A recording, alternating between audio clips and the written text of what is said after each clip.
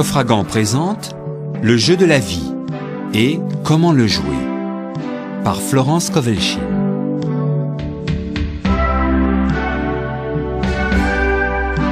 Adaptation Marie-Josée Baudouin, narration Elisabeth Chouvalidze.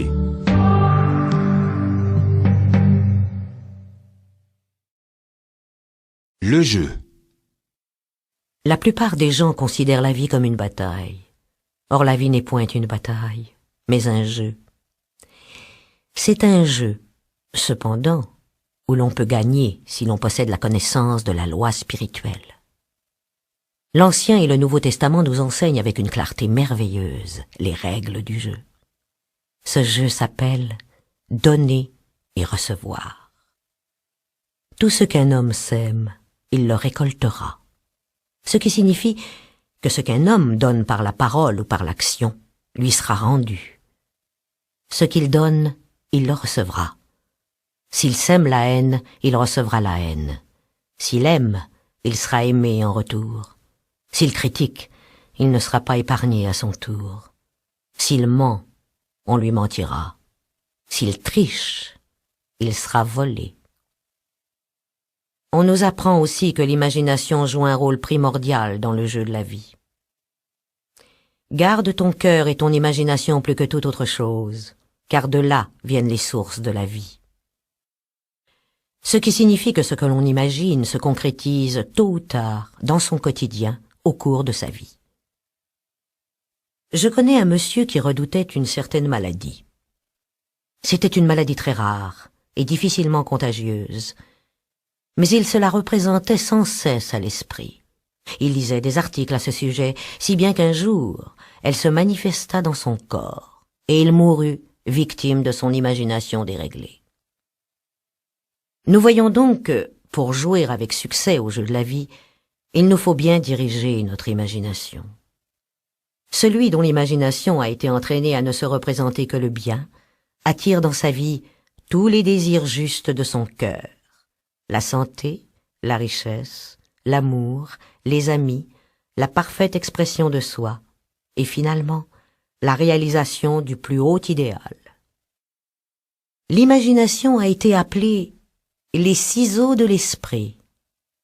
En fait, elle découpe sans cesse, jour après jour, les images que l'homme construit et forme. Tôt ou tard, il rencontre sur le plan extérieur ses propres créations. Pour former convenablement son imagination, l'homme doit connaître la nature des opérations de son esprit. Les Grecs disaient « Connais-toi toi-même ». L'esprit comprend 3 plans, le subconscient, le conscient et le superconscient. Le subconscient n'est que puissance sans direction. Il est semblable à la vapeur ou à l'électricité et accomplit ce qu'on lui commande. Il n'a point de pouvoir intrinsèque. Tout ce que l'homme ressent profondément ou imagine clairement est imprimé dans son subconscient et se manifeste dans le moindre détail. Le conscient a été appelé esprit mortel ou charnel. C'est l'esprit humain qui voit la vie telle qu'elle apparaît. Il voit la mort, les désastres, la maladie, la pauvreté et les limitations de toutes sortes, et il imprime tout cela dans son subconscient. Le superconscient, c'est le plan des idées parfaites. C'est là que se trouve le modèle parfait dont parlait Platon, le plan divin, car il y a un plan divin pour chacun. Il existe une place que vous devez occuper et que personne d'autre ne peut occuper. Vous avez une tâche à faire que personne d'autre ne peut accomplir. Il existe de ceci une image parfaite dans le superconscient. Cette image se projette parfois comme un éclair dans le conscient et semble un idéal hors d'atteinte, quelque chose de trop beau pour être vrai. En réalité, c'est la destinée véritable de l'homme, projetée par l'intelligence infinie qui est en lui-même. Beaucoup, cependant, ignorent leur véritable destinée et s'efforcent vers des choses, des situations qui ne leur conviennent pas et qui ne leur apporteraient qu'échec et mécontentement s'ils arrivaient à les posséder. Nos paroles jouent un rôle capital dans le jeu de la vie. Bien des personnes ont été la cause directe de l'échec de leur vie par leurs paroles inconsidérées, blessantes, malveillantes. C'est ainsi qu'une dame me demanda un jour pourquoi sa vie était devenue pauvre et étriquée. Elle avait eu un foyer rempli de jolies choses et possédait alors beaucoup d'argent. En cherchant, nous trouvâmes qu'elle s'était lassée de diriger sa maison, qu'elle répétait sans cesse « J'en ai assez de toutes ces choses, je voudrais vivre dans une malle ». Elle ajouta « Aujourd'hui, c'est chose faite ». Sa parole l'y avait précipité. Le subconscient n'a point le sens de l'humour, et les gens provoquent souvent leur malheur par leur plaisanterie. Voici encore un exemple. Une personne qui possédait une jolie fortune plaisantait constamment, disant qu'elle se préparait à entrer à l'hospice. En quelques années, elle fut presque ruinée, ayant imprimé sur son subconscient l'image de la médiocrité et de la pauvreté. Par bonheur, la loi de la substitution est à double tranchant. Une situation malheureuse peut être transformée en situation avantageuse. Tout désir exprimé ou inexprimé est une demande. Nous sommes souvent étonnés de voir un souhait brusquement réalisé. Rien ne s'interpose entre l'homme, son plus haut idéal et chaque désir de son cœur, si ce n'est le doute et la crainte. Lorsque l'homme sait souhaiter hardiment, tous ses désirs se réalisent tôt ou tard. La peur doit être effacée du conscient. C'est le principal ennemi de l'homme.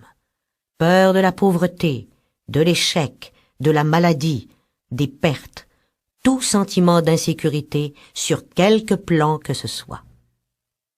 Le but du jeu de la vie, c'est de voir clairement le bien et d'effacer du mental toutes les images du mal et de la peur. Ceci doit être obtenu en imprimant sur le subconscient la réalisation du bien.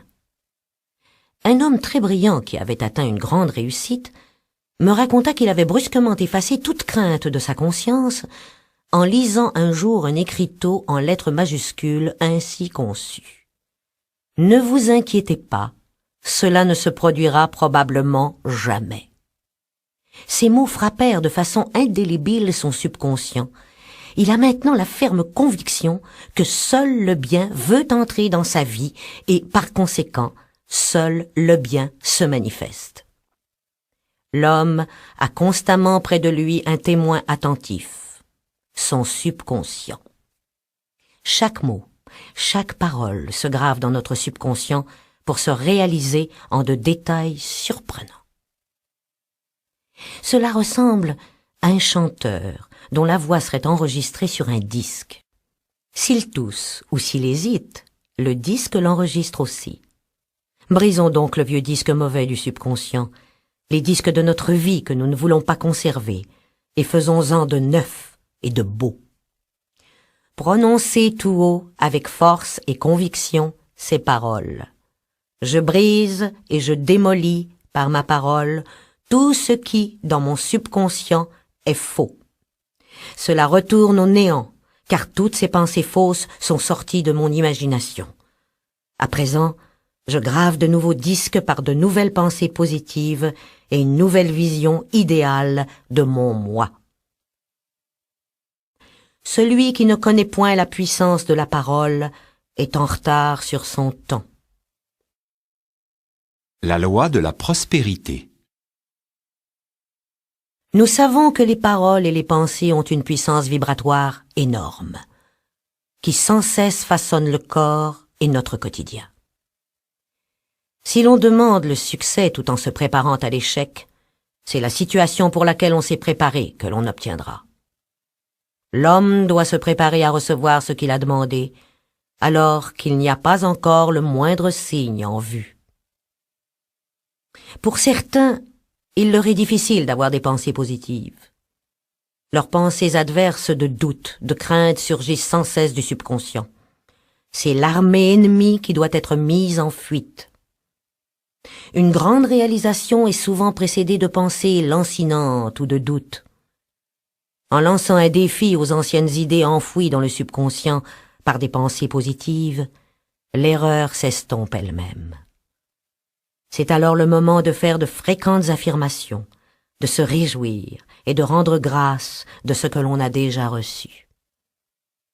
L'homme ne peut obtenir que ce qu'il se voit recevoir. Toute grande œuvre, tout ce qui s'est fait de puissant a été aperçu par une vision antérieure. L'ami, le guérisseur, voit clairement le succès, la santé ou la prospérité et ne faiblit point parce qu'il n'est pas en cause.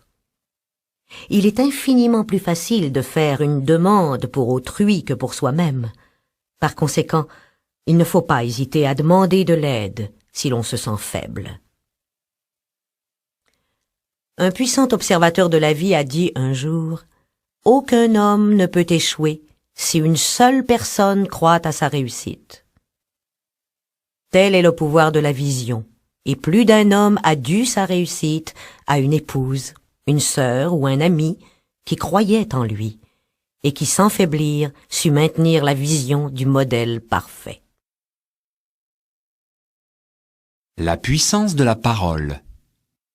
L'on dit « Par tes paroles tu seras justifié, et par tes paroles tu seras condamné. » Celui qui connaît le pouvoir de la parole fait très attention à sa conversation. Il lui suffit de surveiller les réactions causées par ses paroles pour savoir qu'elles ne retournent point à moi sans effet. Par sa parole, l'homme se crée sans cesse à lui-même des lois. J'ai connu quelqu'un qui disait « Je manque toujours l'autobus qui invariablement passe au moment où j'arrive. » Sa fille, elle, disait « J'attrape toujours l'autobus, il arrive régulièrement en même temps que moi. » Et cela continua pendant des années. Chacun établit une loi pour soi, l'une d'échec, l'autre de réussite. Voilà l'explication psychologique des superstitions. Le fer à cheval, le poil d'éléphant n'ont en eux-mêmes aucun pouvoir. Mais la parole et la croyance qui affirment qu'ils portent bonheur créent un état d'optimisme dans le subconscient qui attire la chance. Pour ma part, je dois dire que j'ai mis longtemps à me débarrasser de l'idée qu'une certaine chose m'apportait toujours une désillusion. Si elle se présentait invariablement, une déception s'ensuivait. Je vis que le seul moyen d'amener un changement dans mon subconscient était d'affirmer « Il n'y a pas deux puissances, il n'y en a qu'une, Dieu. » Par conséquent, il n'y a pas de désillusion, et cette chose m'annonce une heureuse surprise. Aussitôt, je remarquai un changement, et des plaisirs inattendus m'arrivèrent. Une fois que l'on a décidé de faire fi d'une appréhension, ce que l'on redoute est écarté. C'est la loi de la non-résistance que l'on comprend si peu. Quelqu'un a dit que le courage contient du génie et de la magie. Faites face sans crainte à une situation qui paraît menaçante et vous vous apercevrez qu'elle n'existe plus. Elle disparaît d'elle-même. Ainsi les forces invisibles travaillent constamment pour l'homme qui, lui, tire toujours les ficelles sans le savoir. À cause de la puissance vibratoire des paroles, quoi que ce soit que nous disions, nous commençons à attirer vers nous ce qu'émettent nos paroles. Les personnes qui parlent continuellement de maladie, invariablement l'attirent. Un vieux dicton dit que l'homme ne se sert de sa parole que pour 3 desseins: guérir, bénir ou prospérer. Ce qu'un homme dit des autres, on le dira de lui, et ce qu'il souhaite aux autres, il se le souhaite à lui-même. Si un homme souhaite de la malchance à quelqu'un, il est sûr de s'en attirer à lui-même. S'il souhaite aider quelqu'un à réussir, il souhaite son propre succès et s'y aide lui-même. Le corps peut être renouvelé et transformé par la parole et une claire vision, et la maladie complètement effacée du conscient. Le métaphysicien sait que toute maladie à sa correspondance mentale, et que pour guérir le corps, il faut d'abord guérir l'âme. C'est le subconscient, l'âme, qui doit être sauvée des pensées négatives. Dans le psaume 23, nous lisons « Il restaure mon âme ». Cela veut dire que le subconscient, l'âme, doit être restauré par les idées justes.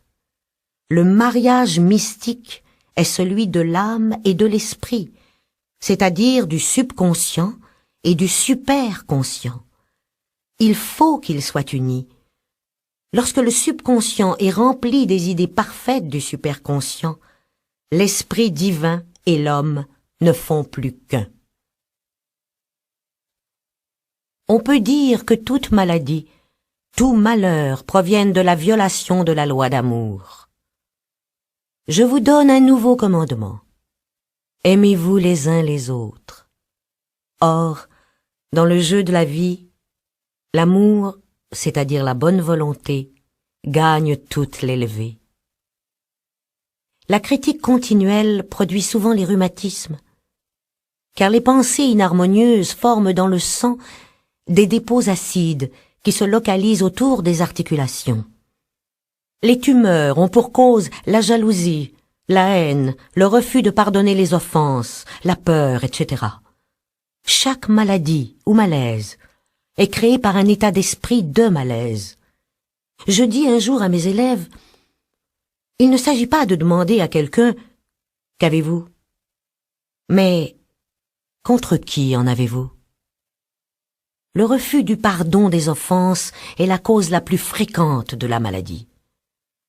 La sclérose des artères et du foie et les maladies des yeux en sont la conséquence. Des maux sans fin lui font cortège. Toute inharmonie extérieure indique une discorde mentale. L'extérieur est semblable à l'intérieur. Les seuls ennemis de l'homme résident en lui-même. Les ennemis de l'homme seront ceux de son propre intérieur. L'homme éclairé s'efforce de se perfectionner en servant son prochain. Il travaille sur lui-même, il apprend à envoyer à chacun des pensées positives. Le plus merveilleux, c'est que lorsqu'on respecte un être, celui-ci perd tout pouvoir de nous nuire. La bonne volonté produit une grande aura de protection autour de celui qui la cultive, et toute armée forgée contre lui sera sans effet. En d'autres termes, l'amour et la bonne volonté détruisent les ennemis qui sont en nous, et par conséquent, nous n'avons point d'ennemis à l'extérieur. La loi de non-résistance. Ne vous laissez pas émouvoir par le mal, mais surmontez le mal par le bien. Rien au monde ne peut s'opposer à une personne qui est absolument non résistante. Les Chinois disent que l'eau est l'élément le plus puissant, parce qu'elle est parfaitement non résistante. L'eau peut user le roc et balayer tout devant elle. Le mal est sorti de la vaine imagination de l'homme, c'est-à-dire de la croyance en deux pouvoirs, le bien et le mal. D'après une vieille légende, Adam et Ève mangèrent le fruit de Maya, l'arbre de l'illusion, et distinguèrent deux pouvoirs, au lieu du pouvoir unique, Dieu. Par conséquent, le mal est une loi fausse que l'homme a élaborée à cause d'un psychome ou sommeil de l'âme, ce qui signifie que l'homme a été hypnotisé par sa croyance dans le péché, la maladie, la mort. Sa vie et son corps ont pris la forme de ces illusions. Nous avons vu précédemment que l'âme est le subconscient et que tout ce que nous ressentons profondément en bien ou en mal est reproduit par ce fidèle serviteur. Notre corps, nos affaires représentent ce que l'on a imaginé.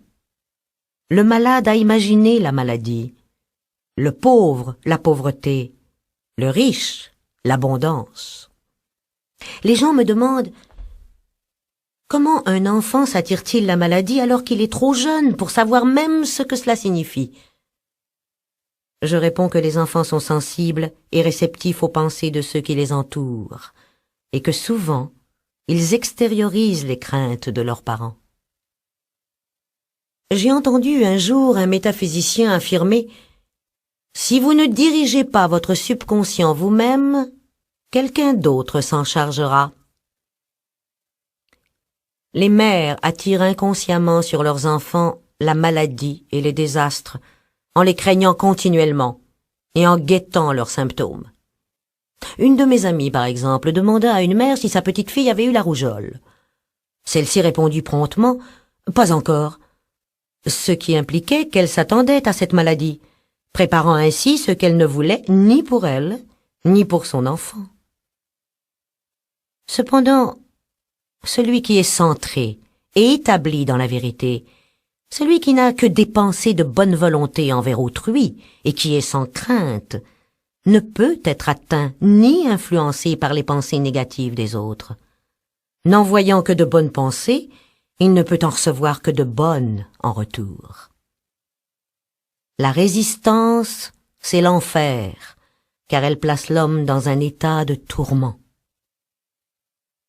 Un métaphysicien m'a donné un jour une merveilleuse recette. Si je suis en présence d'un échec, je le baptise succès. Nous voyons ici la grande loi de transmutation fondée sur la non-résistance. Par sa parole, cet homme transformait en succès tous les échecs. Bénissez votre ennemi et vous lui dérobez ses flèches. Cette loi est aussi vraie pour les nations que pour les individus. Ce n'est que par l'entendement spirituel que l'homme peut comprendre la non-résistance. Mes élèves me disent souvent « Nous ne voulons pas être des paillassons ». Je leur réponds « Lorsque vous vous servirez avec sagesse de la non-résistance, personne ne pourra vous marcher dessus. » Aussi longtemps qu'on résiste à une situation, on la maintient. Si on la fuit, elle nous poursuivra. Accorde-toi promptement avec ton adversaire, ce qui veut dire conviens que la situation est bonne, n'en sois pas troublé, et elle disparaîtra d'elle-même. Aucune de ces choses ne m'émeut, est aussi une affirmation excellente. Une situation discordante provient d'un état discordant chez celui qui l'a subi. Lorsque rien en nous-mêmes n'y fait plus écho, cet état disparaît à jamais de notre vie. Nous constatons donc que nous devons surtout travailler sur nous-mêmes. Des gens me demandent « Enseignez-moi comment changer mon mari ou mon frère ». Je leur réponds « Non, je vais vous enseigner à vous changer vous-même. Lorsque vous changerez, votre mari et votre frère changeront aussi. » Nous sommes souvent guéris de nos défauts en les remarquant chez les autres. La vie est un miroir et nous ne voyons en autrui que notre propre reflet. Vivre dans le passé est néfaste et c'est aussi une violation de la loi spirituelle. Le passé et l'avenir sont les voleurs du temps. Il convient de bénir le passé et de l'oublier, de bénir l'avenir dans la certitude des joies sans fin qu'il nous apportera, et de vivre pleinement le moment présent. Vivre le moment présent est essentiel. Vis pleinement ce jour, voilà le salut de l'aurore.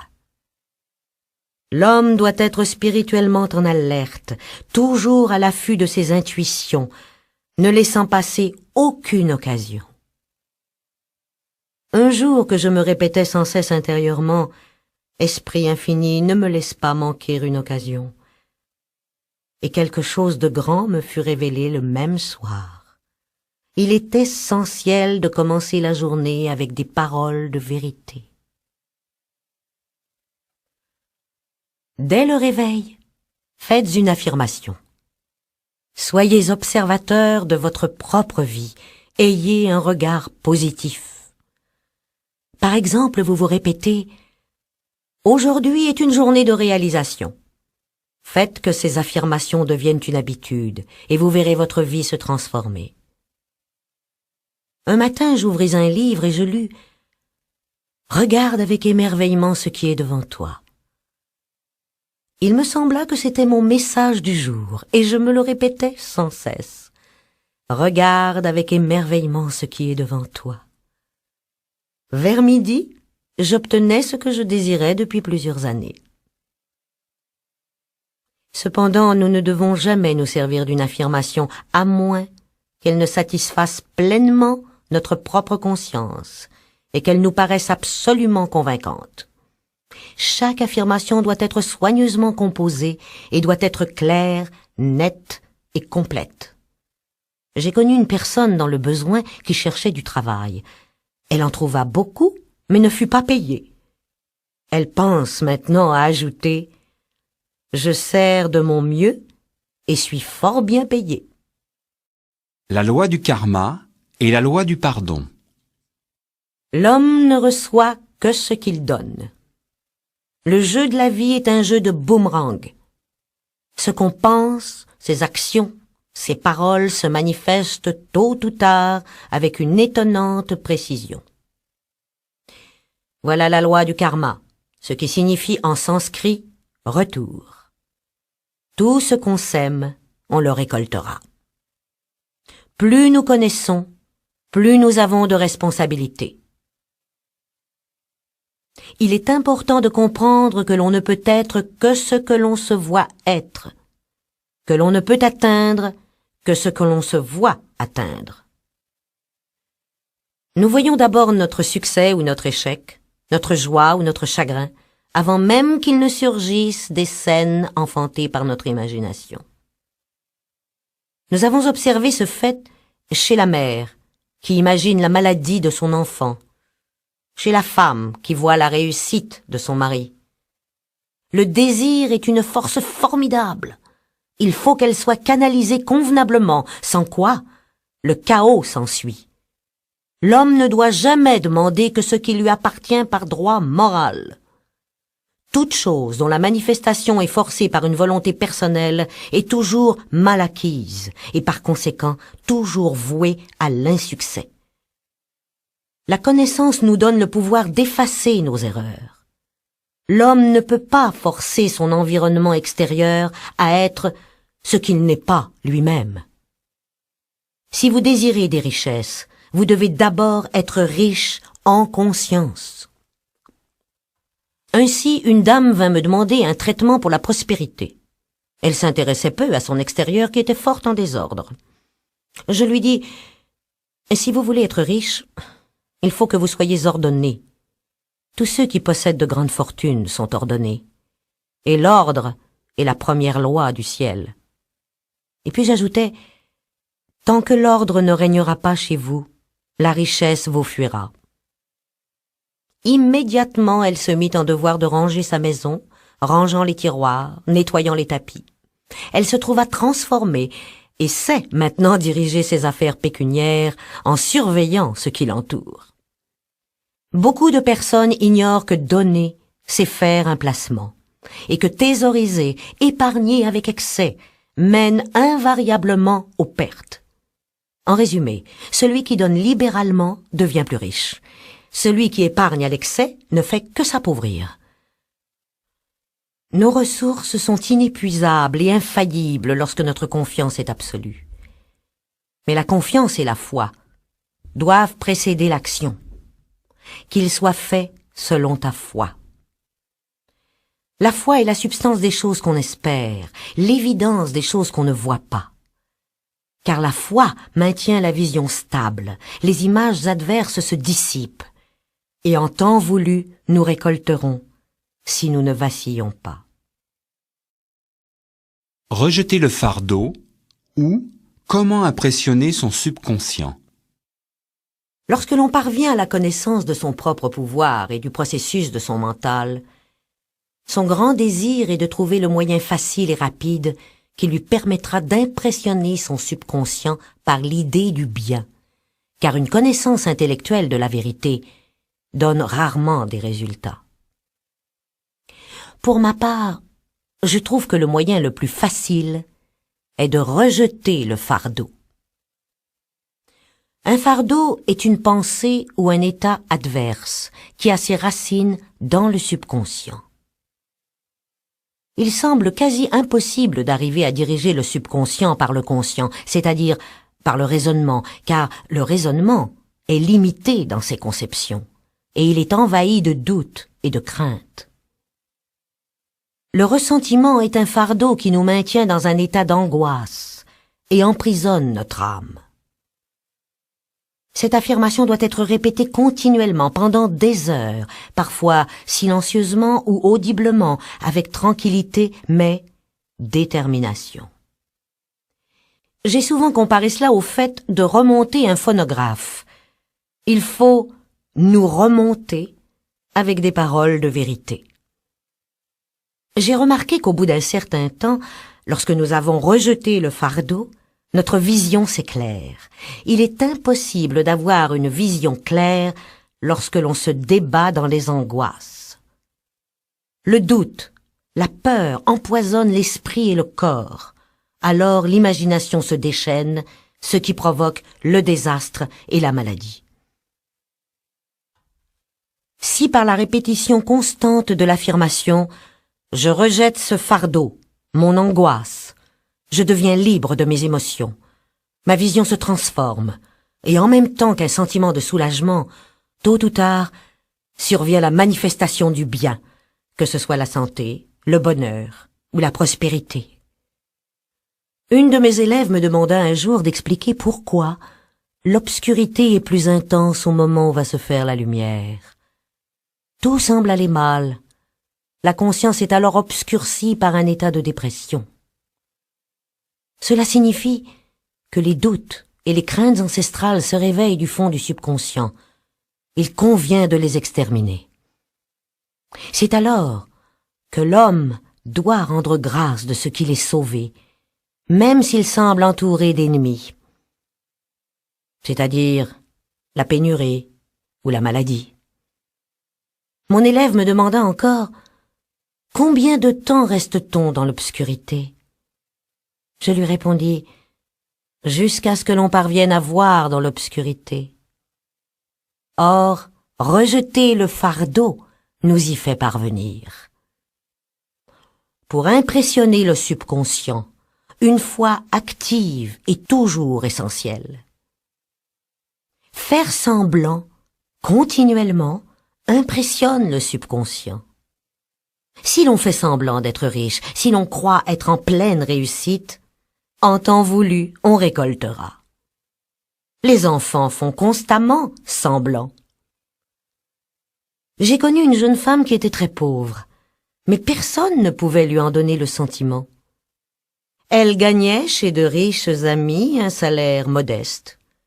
Ceux-ci lui rappelaient sans cesse son impécuniosité en lui conseillant l'économie. Sans se soucier, elle dépensait parfois son argent pour acheter un chapeau ou pour faire un présent, ce qui la plongeait dans le ravissement. Ses pensées étaient toujours fixées sur de beaux vêtements, sur de belles choses, mais sans les envier à autrui. Elle vivait dans un monde merveilleux et seules les richesses lui semblaient réelles.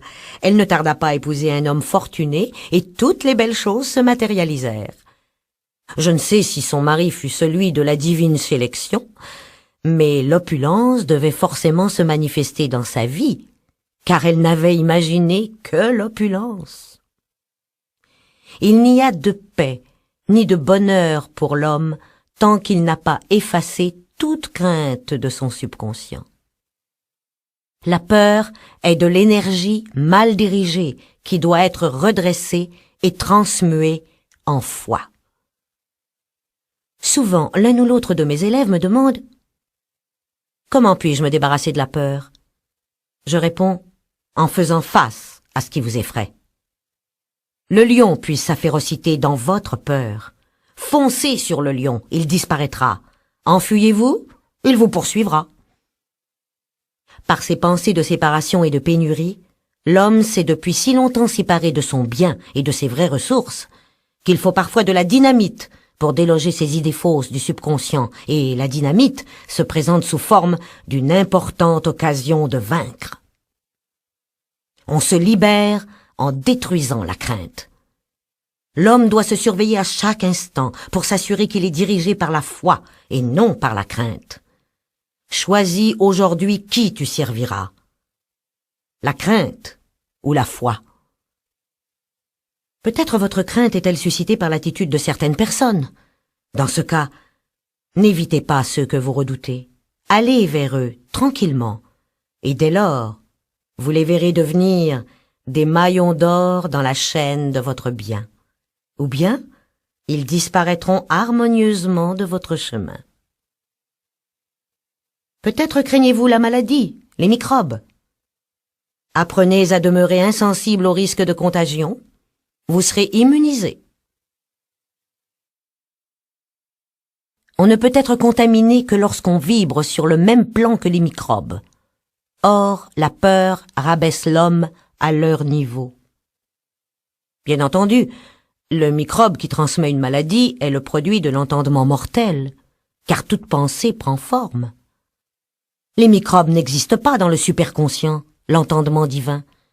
Ils sont le produit de la vaine imagination de l'homme. En un clin d'œil surgira la libération de l'homme lorsqu'il se rendra compte que le mal est dénué de pouvoir. Voici une merveilleuse citation tirée de la Bible. Le monde matériel s'évanouira et celui de la 4e dimension, le monde du merveilleux, apparaîtra. Je vis un nouveau ciel et une nouvelle terre. Il n'y aura plus de mort, ni de chagrin, ni de larmes, ni de douleur, car les choses anciennes seront passées. L'amour. Tout homme sur cette planète s'initie à l'amour. Je vous donne un nouveau commandement autre que « aimez-vous les uns les autres ». Oupenski dit dans Tertium Organum que l'amour est un phénomène cosmique qui ouvre à l'homme la 4e dimension, le monde du merveilleux. Le véritable amour est désintéressé et exempt de crainte. Il se répand sur l'objet de son affection sans rien demander en retour. Sa joie est dans la joie de donner. L'amour, c'est la plus grande force magnétique de l'univers. L'amour pur, exempt d'égoïsme, s'attire ce qui lui appartient. Il n'a pas à chercher ou à demander. Rares sont les personnes qui ont une réelle conception du véritable amour. L'être humain est égoïste, tyrannique et craintif dans ses affections et perd de ce fait ce qu'il aime. La jalousie est le pire ennemi de l'amour, car l'imagination se déchaîne, voit l'être aimé attiré vers un autre, et infailliblement, ses craintes deviennent réalité si elles ne sont point neutralisées. Une jeune femme profondément affligée vint me trouver. L'homme qu'elle aimait l'avait quittée pour une autre en lui disant qu'il n'avait jamais eu l'intention de l'épouser. Elle était déchirée par la jalousie et le ressentiment et me dit qu'elle souhaitait qu'il souffrît comme il la faisait souffrir. Elle ajouta « Comment a-t-il pu me quitter, moi qui l'aimais tant ?» Je lui réponds « Vous ne l'aimez pas du tout, vous le haïssez. » Et j'ajoutais « Vous ne pouvez jamais recevoir ce que vous n'avez pas donné. Saisissez cette occasion de vous perfectionner. » Mon amie remarqua qu'elle trouvait un nouvel équilibre et qu'elle se débarrassait de son ressentiment. Un vieux proverbe dit « Aucun homme n'est ton ennemi.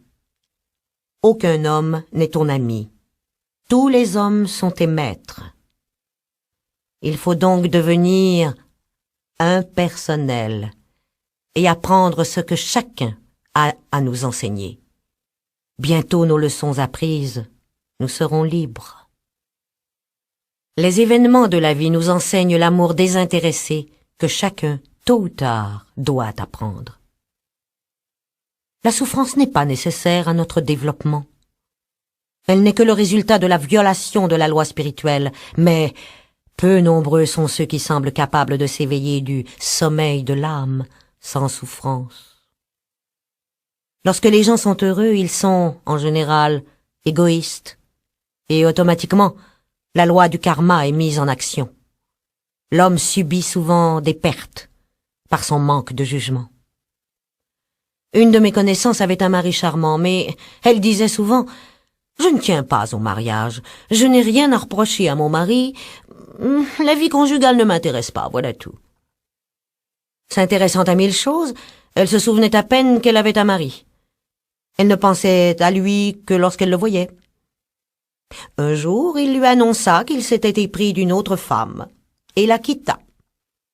Aussitôt, elle vint me voir, désolée, pleine d'amertume. « C'est, lui dis-je, exactement dans ce but que vous avez prononcé la parole. Vous avez dit que vous n'appréciez pas la vie conjugale. Votre subconscient a travaillé à vous en libérer. » « Oui, soupira-t-elle, je comprends. On obtient ce que l'on veut, puis ensuite, on se plaint. » Elle ne tarda pas à accepter cette situation, comprenant qu'elle et son mari étaient plus heureux séparés. Lorsqu'une femme devient indifférente ou critique son mari, lorsqu'elle cesse d'être une inspiratrice pour lui, celui-ci, frustré de la joie des premiers temps de leur union, est désemparé et malheureux. Un homme déprimé, malheureux et pauvre vint me consulter. Sa femme s'intéressait à la science des nombres et avait fait étudier son thème numérique. Le rapport ne lui était pas favorable apparemment car, me dit-il, ma femme prétend que je n'arriverai jamais à rien parce que je suis un 2. Je lui répondis, « Votre nombre m'est indifférent. Vous deviendrez ce que vous déciderez d'être. » Personne ne peut réussir à moins d'aimer. La toile que le peintre peint par amour de l'art est sa plus belle œuvre. Il faut toujours déconseiller ce qui n'a pour but que de faire bouillir la marmite. Aucun homme ne peut attirer l'argent s'il le méprise. Beaucoup se maintiennent dans la pauvreté en déclarant « L'argent ne m'intéresse pas, je n'ai aucune considération pour ceux qui en ont. » Voilà pourquoi tant d'artistes sont pauvres. Leur mépris de l'argent les en sépare. Je me souviens avoir entendu un artiste dire d'un confrère « C'est un piètre artiste, il a un compte en banque. » Cette attitude mentale sépare l'homme de ses richesses. Pour attirer une chose à soi, il faut être en harmonie avec elle. L'argent nous libère du besoin et des restrictions, mais il doit être maintenu en circulation et servir un bon usage. Thésauriser et épargner entraîne des résultats fort désagréables. Cela ne signifie pas cependant que l'on ne doive pas posséder des immeubles, des terres, des actions et des obligations, car les greniers du juste seront pleins. Mais qu'il ne faut pas épargner même le principal, si une occasion se présente où l'argent est nécessaire. En donnant libre cours à l'argent, sans crainte et joyeusement, on ouvre la voie qui amènera d'autres richesses matérielles, intellectuelles ou spirituelles. Mais considérer l'argent plus important que l'amour, cela peut avoir des conséquences néfastes sur notre équilibre mental et physique. Suivez le chemin de l'amour, et toutes choses vous seront données par surcroît. Suivez le chemin de l'égoïsme, de la rapacité, et l'abondance disparaîtra. Toute maladie, tout malheur proviennent de la violation de la loi d'amour. Les boomerangs de la haine, de la rancune et de la critique reviennent chargés de maladies et de douleurs. L'amour aujourd'hui semble presque un art perdu. Mais celui qui connaît la loi spirituelle sait qu'il faut le reconquérir. Une de mes élèves, par exemple, travaillait avec moi depuis des mois pour débarrasser son conscient de la rancune. Elle arriva au point où elle n'en voulait plus qu'à une seule personne. Mais celle-là lui donnait fort à faire. Cependant, petit à petit, elle trouva l'équilibre et l'harmonie, et un jour, tout ressentiment disparut. L'amour et la bonne volonté sont inestimables dans les affaires. Une employée vient se plaindre à moi de sa patronne, qui prétendait-elle était froide, d'esprit critique et ne l'aimait pas. Bien, lui conseillai-je, saluez la divinité en elle et envoyez-lui des pensées d'amour. Elle me répondit, impossible, c'est une femme de marbre. Vous souvenez-vous, rétorquai-je, de l'histoire du sculpteur qui réclama un certain bloc de marbre? On lui demanda pourquoi il le voulait. Parce qu'il y a un ange dans ce marbre, et il en tira une merveilleuse œuvre d'art. Certaines personnes sont remplies de remords d'avoir fait du mal à autrui, parfois des années auparavant. Si ce mal ne peut être réparé, son effet peut être neutralisé en faisant du bien à quelqu'un d'autre dans le présent. Je fais une chose, oubliant ce qui est en arrière, je me porte vers ce qui est en avant. Le chagrin, le remords, les regrets détruisent les cellules du corps et empoisonnent l'atmosphère de l'individu. En effet, c'est la peur qui imagine fortement la maladie ou une situation redoutée, et ces images, si elles ne sont pas neutralisées, se matérialisent. L'amour parfait bannit la crainte. Celui qui craint n'est pas parfait dans l'amour. Enfin, l'amour est l'accomplissement de la loi. Intuition, direction. Rien n'est impossible à celui qui connaît la puissance de sa parole et qui suit les directives de son intuition. Par sa parole, il met en action des forces invisibles, il peut restaurer son corps et transformer ses affaires. Il est donc de la plus grande importance de choisir les mots justes et les affirmations que l'on va projeter dans l'invisible. Demandez et vous recevrez. C'est à l'homme de faire le premier pas. On m'a souvent demandé comment il fallait s'y prendre pour faire une requête. Je réponds, faites une demande mentale, puis ne faites rien jusqu'à ce que vous ayez une directive précise. Par exemple, dites, guidez-moi, faites-moi savoir s'il y a quelque chose que je dois faire. La réponse viendra par intuition, une réflexion de quelqu'un, un passage dans un livre, etc., etc. Les réponses sont parfois tout à fait surprenantes dans leur exactitude. C'est l'homme lui-même qui, par sa vision limitée, limite son abondance. Un jour, je marchais dans la rue, lorsque subitement, j'eus envie d'entrer dans une certaine boulangerie qui se trouvait un peu plus loin. La raison résistait en moi, disant « Il n'y a rien dans cette boulangerie dont tu aies besoin. » Cependant, j'avais appris à ne point raisonner. J'y allai donc, regardai autour de moi, et m'aperçus qu'en effet, je n'avais besoin de rien. Mais en sortant, je rencontrai une dame à laquelle j'avais souvent pensé et qui avait grand besoin d'une aide que je pouvais lui offrir.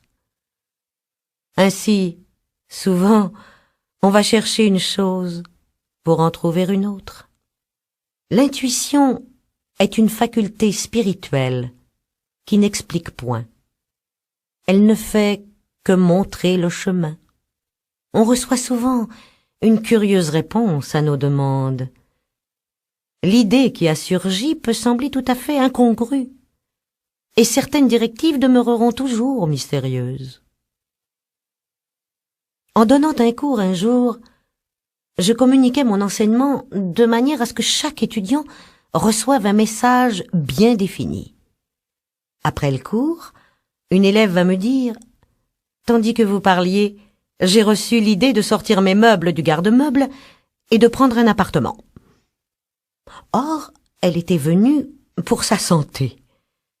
Je lui dis que je savais qu'en se créant un foyer, sa santé s'améliorerait. Et j'ajoutais, je pense que votre maladie, qui est congestive, provient que ce que vous mettez les choses de côté. La congestion des choses provoque la congestion du corps. Vous avez violé la loi de la circulation et votre corps en paie les conséquences. Puis je rendis grâce d'apprendre que L'ordre dans son esprit, son corps et ses affaires étaient établis. On est loin de se douter à quel point notre vie, nos actions réagissent sur notre santé. Toute maladie comporte une correspondance mentale. Une personne pourrait être guérie instantanément en comprenant que son corps a une identité propre et par conséquent qu'il est sain et parfait. Mais si elle continue à penser d'une façon destructive, si elle thésaurise, si elle hait, si elle a peur, si elle condamne, la maladie récidivera. Ainsi, l'âme, c'est-à-dire le subconscient, doit être lavée et devenue blanche comme neige pour que la guérison soit permanente. Beaucoup se sont attirés la maladie et le malheur en condamnant les autres. Ce que l'homme condamne en autrui, il se l'attire. Une amie vint me voir pleine de colère et de douleur parce que son mari l'avait abandonnée pour une autre.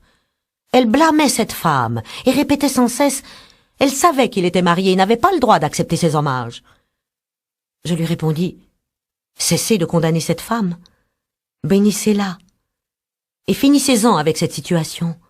Autrement, vous vous attirerez la même chose. » Elle demeura sourde à mes paroles, et 1 an ou 2 après, s'éprit elle-même d'un homme marié. Lorsqu'on critique ou condamne, c'est comme si nous ramassions un fil à haute tension. Il faut s'attendre à un choc. L'indécision est une pierre d'achoppement sur bien des routes. Pour la surmonter, répétez sans cesse « Je suis toujours sous l'inspiration directe. Je prends rapidement de bonnes décisions. » Ces paroles impressionnent le subconscient, et l'on ne tarde pas à se trouver alerte et dépouillé de toute hésitation. J'ai appris qu'il est néfaste de chercher des directives sur le plan psychique, car ce plan est celui de nombreux esprits, et non point de l'unique esprit. Au fur et à mesure que l'homme ouvre son esprit à la subjectivité, il devient une cible pour les forces destructrices. Le plan psychique est le résultat de la pensée mortelle, c'est le plan des oppositions. Or, on y reçoit de bons ou de mauvais messages. La science des nombres, les horoscopes, maintiennent l'homme sur le plan mental, ou mortel, car il ne s'occupe que de la voie karmique. Je connais un monsieur qui, d'après son horoscope, devrait être mort depuis des années. Or, il se porte bien et dirige un des plus grands mouvements de ce pays pour le bien de l'humanité. Pour neutraliser une prédiction néfaste, il faut une très puissante mentalité. Il faut parfois un effort de volonté pour quitter ses peurs et ses angoisses. Il est tellement plus facile au commun des mortels de craindre plutôt que d'avoir la foi. La foi est donc un effort de la volonté. En s'éveillant à la spiritualité, l'homme reconnaît que tout ce qui est discordant autour de lui correspond à une inharmonie mentale. S'il trébuche, s'il tombe, il peut se dire qu'il trébuche et tombe en son entendement. Lorsqu'on fait appel à l'universel, il faut s'attendre à des surprises. Tout peut sembler aller mal, alors qu'en réalité, tout va bien. Il n'y a pas de perte si l'homme agit selon la loi spirituelle. Il tire tout ce qui est à lui de ce grand réservoir du bien. Je te rendrai les années de récolte détruites par les sauterelles. Les sauterelles, ce sont les doutes, les craintes, les ressentiments et les regrets, élaborés par notre conscient mortel. Seules ces pensées adverses détroussent l'homme, car nul ne donne à l'homme si ce n'est lui-même, et personne ne le vole si ce n'est lui-même. La parfaite expression de soi ou notre destin. Aucun vent ne peut égarer ma barque ni changer le cours de ma destinée. Pour toute personne, il existe une parfaite expression de soi, une place qui lui est propre et que personne d'autre ne peut occuper à sa place. Il y a quelque chose qu'il doit faire et qui ne peut être faite que par lui. C'est sa destinée. Puisque la faculté d'imagination est une faculté créatrice, il est nécessaire que l'homme perçoive l'idée avant qu'elle puisse se réaliser. L'appel le plus important de l'homme concernera son destin, la réalisation de sa destinée. Il est possible qu'il n'ait pas la moindre conception de ses possibilités et profondément caché en lui quelque merveilleux talent. Son appel pourrait être « Que le génie qui est en moi soit libéré, que je saisisse clairement le plan parfait. » Le plan parfait comprend la santé, la fortune, l'amour et l'entière expression de soi. Voilà la quadrature de la vie qui apporte le bonheur. Après avoir fait cet appel, devenant plus attentif à notre soi-même, de grands changements peuvent se produire, transformant notre vie. Trop souvent, nous demeurons aveugles face à notre destin. Demandez des directives claires, soyez patients, attentifs aux signes, et la voie vous sera tracée, facile et pleine de succès. On ne doit ni se représenter, ni forcer une image lorsque l'on demande que le dessein divin pénètre dans le conscient. On reçoit des éclairs d'inspiration et l'on commence à se voir accomplissant de grandes choses. Voilà l'image ou l'idée à laquelle il convient de se tenir sans vaciller. Le principal ennemi de l'homme est lui-même.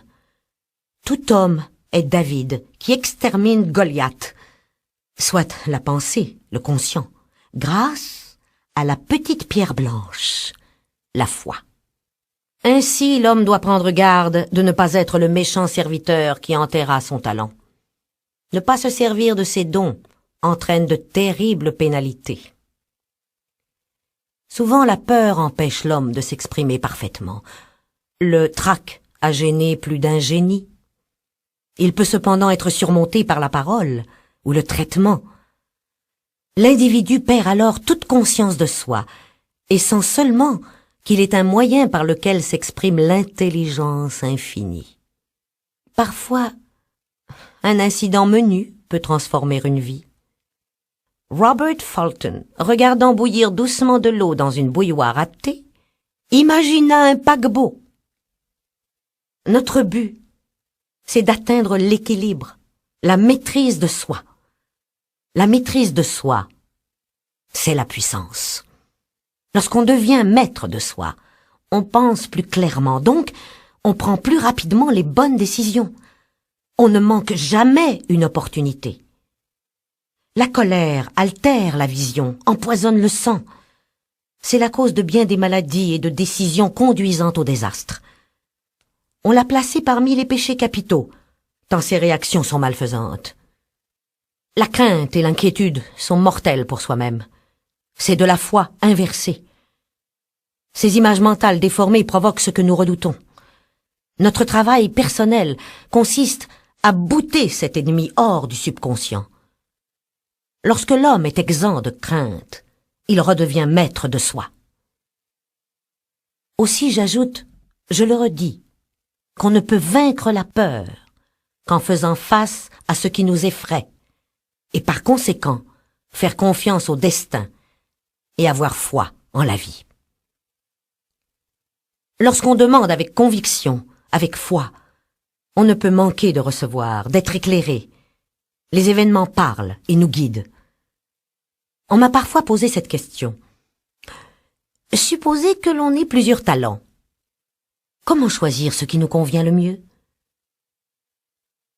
Demandez à recevoir une direction précise, une indication claire, en ajoutant par exemple « Esprit divin, montre-moi quel est le talent dont je dois me servir maintenant. » J'ai vu des gens se livrer brusquement à une tâche nouvelle et se trouver pleinement compétents avec peu ou pas d'apprentissage.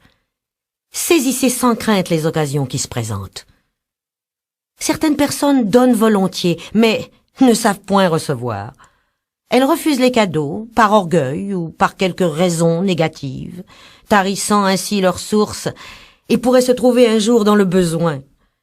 Il faut recevoir avec grâce, librement, humblement, avec simplicité et gratitude. L'équilibre entre donner et recevoir existe toujours, et bien que l'homme doive donner sans souci de retour, il viole la loi s'il n'accepte pas ce qui lui revient. Car c'est le juste retour des choses, et nous ne sommes que le canal de la vérité. Il ne faut jamais avoir, en recevant, une pensée de quémandeur. Il faut se voir riche et prospère, recevant sa part d'abondance. Il faut apprendre à recevoir aussi bien que savoir donner. On m'a souvent demandé pourquoi un homme naît riche et bien portant, et un autre pauvre et malade. Là où il y a un effet, il y a toujours une cause. Le hasard n'existe pas. C'est la résultante de notre karma, et je trouve la réponse dans la loi de la réincarnation. L'homme passe par de nombreuses vies et de nombreuses morts avant de connaître la vérité qui le libère. Il est attiré vers la terre à cause de ses désirs demeurés insatisfaits, et pour payer ses dettes karmiques, ou pour accomplir sa destinée. Celui qui naît riche et bien portant a maintenu dans son subconscient, au cours de sa vie antérieure, des images d'opulence et de santé. Celui qui est malade et pauvre a créé des images de maladie et de pauvreté. Sur quelque plan que ce soit, l'homme manifeste la somme totale des convictions de son subconscient. Négation et affirmation. Tu décréteras une chose et elle te sera établie. Il faut être conscient que tout le bien qui se manifeste dans la vie est déjà un fait accompli. Il attend, pour surgir, qu'on le reconnaisse, que l'on sache l'identifier, et que l'on cesse d'imaginer ou de percevoir un soi-disant échec. Il faut faire le bilan de sa vie, des événements, trouver l'équilibre de notre être, se responsabiliser devient synonyme de liberté. Tout homme porte en soi un lingot d'or, un lingot d'amour, de tendresse, de talent, de possibilités infinies.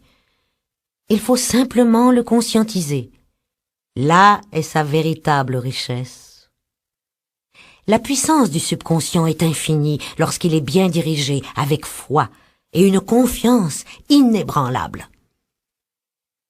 C'est vrai, on est sans cesse tenté d'abandonner, de revenir en arrière, de transiger. Mais il faut savoir être patient. Les réponses viennent souvent à la 11e heure, alors que l'individu se détend, c'est-à-dire cesse de raisonner, et qu'à ce moment, l'intelligence infinie peut agir. Il commence à percevoir plus nettement la réalité des choses. L'intelligence devient agissante.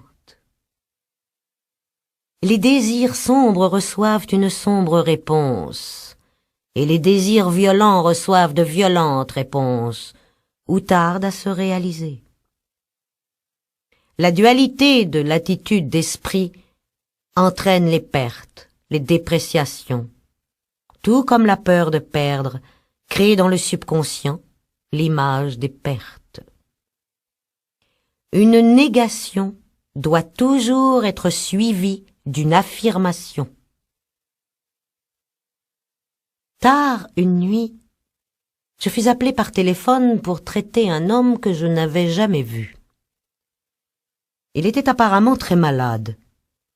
Je dis: je nie cette apparence de maladie. Elle est irréelle, et partant, elle ne doit pas s'enregistrer dans son subconscient. Le lendemain matin, il allait beaucoup mieux, et le surlendemain, vaquait à ses affaires.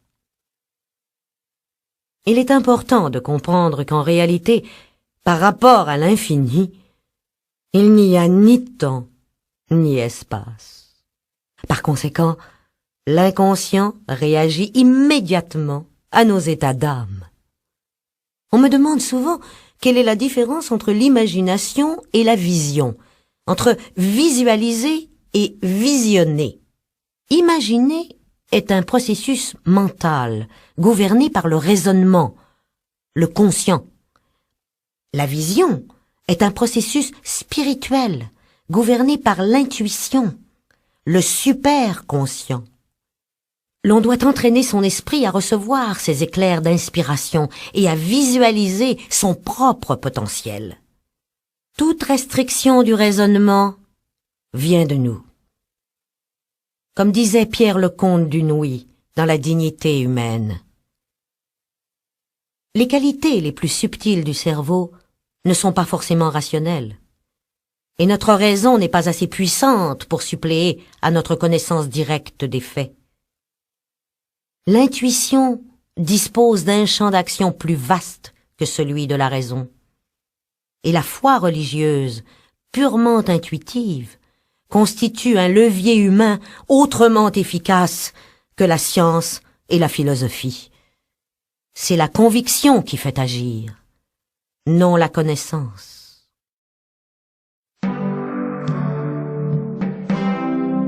Puisse chacun de nos auditeurs être transformé par le renouvellement de son esprit et connaître la vérité qui le rendra libre, libre d'accomplir sa destinée.